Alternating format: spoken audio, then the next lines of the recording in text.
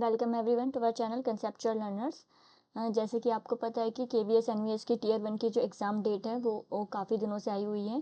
10-11 जनवरी जो है इसके एग्ज़ाम डेट है। सो अभी ज़्यादा टाइम नहीं रहा है, सिर्फ 20 डेज़ जो हैं वो एग्ज़ाम को रह गए हैं। सो अब हम जो है लास्ट 20 डेज़ में हमारी क्या स्ट्रैटेजी होनी चाहिए इस एग्ज़ाम को लेके, उसको डिस्कस करने वाले हैं कि कौन कौन से जो मेन फोकस एरियाज़ हैं हमें जिन पे ज़्यादा ध्यान देने की ज़रूरत है ताकि जो हमारा एग्ज़ाम है उसमें हमारा क्वालिफाइंग हो जाए। जैसे कि आपको पता है कि जो रिक्रूटमेंट रूल्स हैं 2025 केवीएस एनवीएस के वो चेंज हुए हैं। दोनों एग्जाम केवीएस एनवीएस जो दोनों एक साथ एग्जाम कंडक्ट करवा रहे हैं।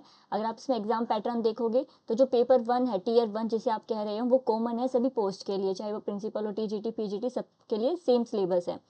इसके अलावा इसको 6 पार्ट्स में जो है डिवाइड किया गया है। टोटल 100 क्वेश्चन होंगे और एक क्वेश्चन जो है वो 3 मार्क्स का होगा, यानी कि टोटल 300 मार्क्स होंगे। ड्यूरेशन जो होगी वो 120 मिनट्स होगी, 2 आवर्स। यहाँ पे नेगेटिव मार्किंग आपको देखने को मिलेगी जो कि होगी -1 की, यानी कि 1/3 जो मार्क्स हैं वो डिडक्ट किया जाएगा आपका हर एक रॉन्ग आंसर जो है उसके लिए। अब हम बात करते हैं जो 6 जो कोर एरियाज इसमें हमें मेंशन है सिलेबस में। General reasoning part 1, numeric ability, basic computer literacy, general knowledge, language competency test English और लैंग्वेज कम्पिटेंसी टेस्ट एक अदर मॉडर्न इंडियन लैंग्वेज जो आपको नहीं चूज़ करिए फॉर्म फिल करते टाइम। तो यहाँ पे हम हिंदी को लेके चल रहे हैं। तो जनरल रीजनिंग जो है 20 क्वेश्चंस होंगे, ये न्यूमेरिक एबिलिटी के, कंप्यूटर लिटरेसी के, जनरल नॉलेज के, इंग्लिश और जो आपकी अदर जो लैंग्वेज रहेगी उनके 10 क्वेश्चंस रहेंगे। इसके अलावा जो 20 क्वेश्चंस हैं वो 60 मार्क्स के होंगे, इनकी हर एक क्वेश्चन 3 मार्क्स का होगा।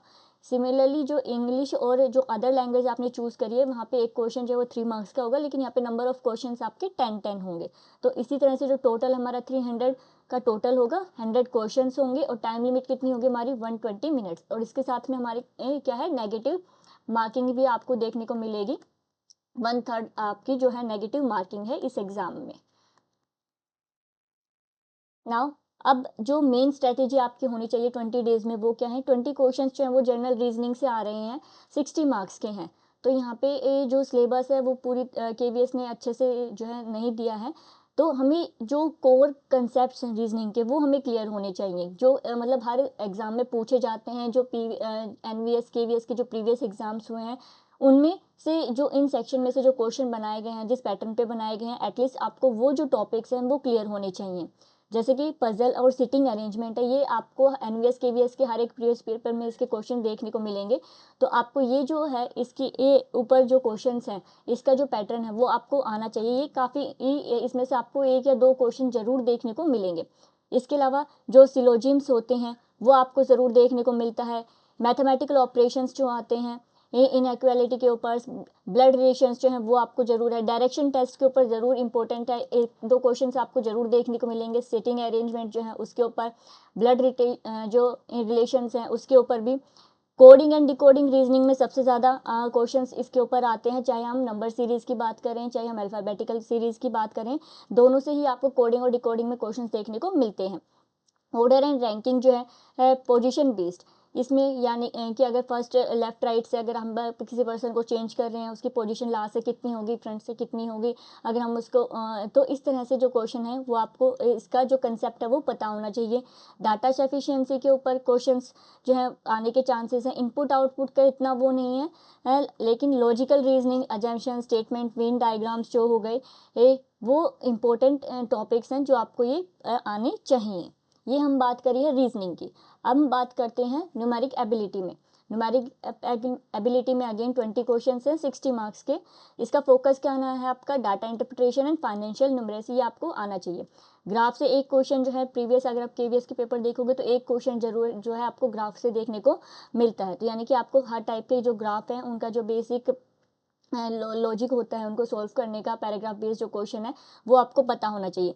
इसके अलावा जो फॉर्मूलाज हैं जो अर्थमेटिक के, परसेंटेज के, profit loss, discount, simple interest, compound interest, ratio, proportion, mixture and allegation, time, work, pipe systems, time, speed and distance, train और बोट, एवरेज एंड एजेस, इसमें आपको पहले तो इनके सबके फॉर्मूले आपको रिवाइज होना चाहिए। क्वेश्चंस जो हैं वो चेंज होते रहते हैं, किसी की लैंग्वेज चेंज होती है तो उसमें अलग तरह का वो लगता है, लेकिन आपको एक बेसिक जो है क्लियरिटी होनी चाहिए कि ये क्वेश्चन इस चैप्टर में से है। और क्योंकि हम अगर बात करते हैं तो अगर हम पीआरटी या टीजीटी इनकी बात कर रहे हैं एग्जाम्स की, ये तो जो लेवल है वो हमारा इतना ज़्यादा हाई नहीं आएगा कि हमें इतने ज़्यादा डीप में क्वेश्चंस पूछा जाए। तो बेसिक जो है आपको फॉर्मूलेज पता होने चाहिए। ये तो एवरेज है जो एजेस है, इससे एक क्वेश्चन जो है ज़रूर आता है। टाइम एंड स्पीड, यहाँ से एक क्वेश्चन ज़रूर आपको देखने को मिलेगा। इसके अलावा जो सिंपल इंटरेस्ट और डिस्काउंट है, कंपाउंड इंटरेस्ट, यहाँ से एक क्वेश्चन आता है। परसेंटेज से 2-3 क्वेश्चन आने के जो चांसेस हैं वो रहते हैं।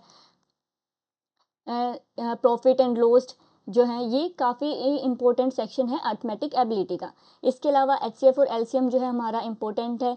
बोर्ड मास सिंप्लीफिकेशन ये आपको आना चाहिए। और मेंसुरेशन में आपको जो इम्पोर्टेंट है, जो 2D फिगर्स के जो भी फॉर्मूलाज हैं, चाहे हम सरफेस एरिया की बात कर लें या कर्व सरफेस एरिया की बात करें, वॉल्यूम की बात करें, total surface area, curve surface area,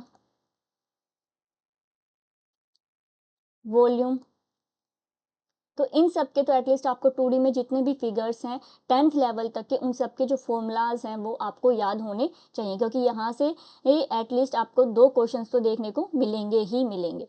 now next is computer literacy. Computer literacy जो है यहाँ से भी अगेन 20 क्वेश्चंस आ रहे हैं।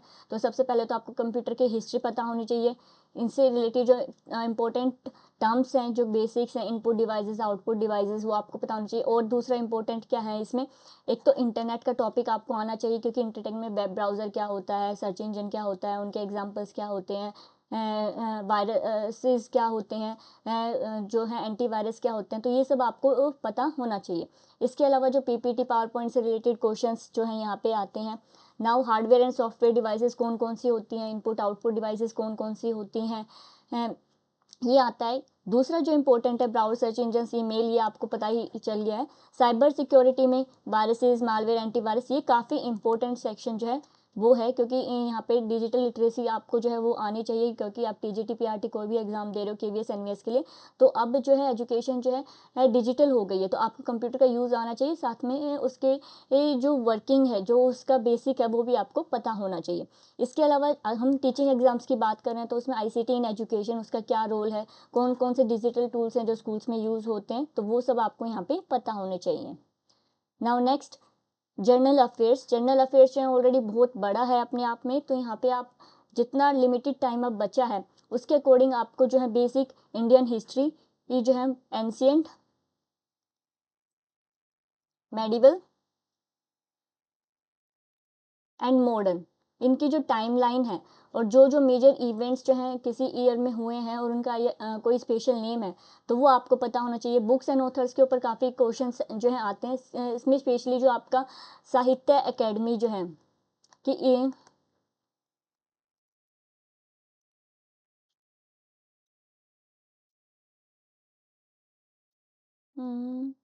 साहित्य अकेडमी के ऊपर क्वेश्चंस काफ़ी पूछे जाते हैं कि ये रिसेंट में किस जो ऑथर है उसको प्राइज़ मिला है, तो इनके ये जो करंट है वो आपको पता होना चाहिए। इसके अलावा जनरल टर्म्स पॉलिटी में प्रेजेंट इलेक्शंस कैसे होते हैं, पीएम इलेक्शंस कैसे होते हैं, कैसे हम जो है इनको चूज़ करते हैं, क्या इलेक्शन की क्या प्रोसेस रहती है, प्रेसिडेंट की ड्यूटीज़ के बारे में, जो इम्पोर्टेंट सुप्रीम कोर्ट हैं उनकी क्या क्या जो है फंडामेंटल राइट्स जो हैं वो आपको यहाँ पे पता होने चाहिए। नेशनल इंडियन नेशनल मूवमेंट के जो मेजर मेजर इवेंट्स हैं उनसे रिलेटेड जो पीपल हैं उनके बारे में पता होना चाहिए। अवार्ड्स एंड ऑनर्स काफ़ी इंपॉर्टेंट हैं। लास्ट 2 ईयर्स के जो है आपको इन अवार्ड्स एंड ऑनर्स जो है वो पता होने चाहिए। इसके अलावा जो है साइंस और इन डिस्कवरीज एंड इन्वेंशन जो अभी लेटेस्ट हुई हैं वो, इसके अलावा स्पोर्ट्स से काफ़ी क्वेश्चन जो है 1-2 क्वेश्चन जरूर आएंगे यहाँ पे। ये साइंस एंड टेक का हो गया, स्पोर्ट्स इवेंट्स का हो गया, तो ये मेन क्वेश्चंस हैं। इकोनॉमी में हम बात करते हैं तो इकोनॉमी में अगर हमें जो लेटेस्ट करंट जो चल रहा है, करंट न्यूज़ जो है वो प्रिपेयर करनी है, ज़्यादा डिटेल में जाने की ज़रूरत नहीं है क्योंकि उससे ज़्यादा क्वेश्चंस नहीं आते हैं, तो ये हमारा इंपॉर्टेंट रहेगा यहाँ पे। अब इंग्लिश की बात कर रहे हैं। इंग्लिश में आर्टिकल्स, नरेशन, प्रीपोजिशन, इसके अलावा फिल इन द ब्लैंक्स आते हैं, एरर करेक्शन। वोकैब हमारी इंपॉर्टेंट है। वोकैब में हमारे एंटोनिम्स एक क्वेश्चन जरूर मिलेगा, सिनोनिम से एक क्वेश्चन जरूर मिलेगा, आइडम्स जो है उनसे एक क्वेश्चन जरूर मिलता है, टेंस हो गया एंड वॉइस। सो ये जो है हमारे इंपॉर्टेंट टॉपिक्स हैं जिनको आपको पता होना चाहिए, और ये आप बार बार प्रैक्टिस करिए जो प्रीवियस ईयर क्वेश्चन है एनवीएस के वीएस के वहाँ से। नाउ अगर आपने हिंदी चूज़ किया है जो सेकंड लैंग्वेज है उसमें, तो हिंदी में जो है आपका जो बेसिक आपको जो है नॉलेज होनी, इनके डेफिनेशन और साथ में इनकी एप्लीकेशन पता होनी चाहिए आपको कि इनकी एप्लीकेशन कहाँ होती है।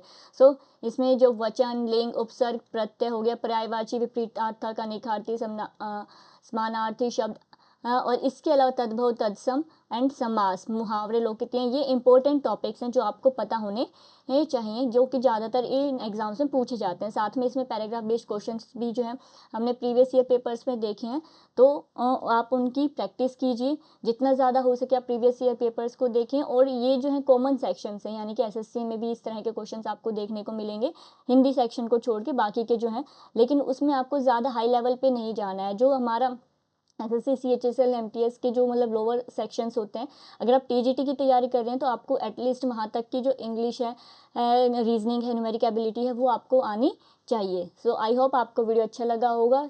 चैनल को लाइक एंड सब्सक्राइब करेंगे, और आपको अगर इन पे वीडियोस चाहिए इन प्रीवियस ईयर पे तो कमेंट करें। Thank you.